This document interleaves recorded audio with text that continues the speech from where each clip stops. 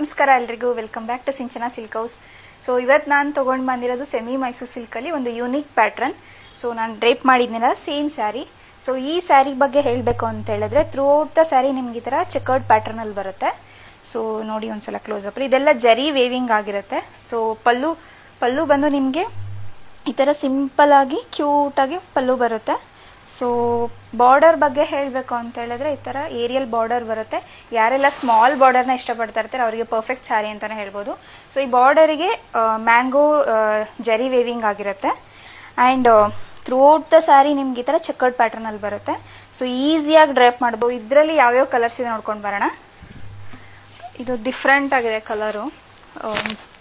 Maroon ಅಲ್ಲ, ಇದು chocolate ಬ್ರೌನಿಗೆ ಆರೆಂಜ್ ಕಲರ್ ಕಾಂಬಿನೇಷನ್ ಬರುತ್ತೆ.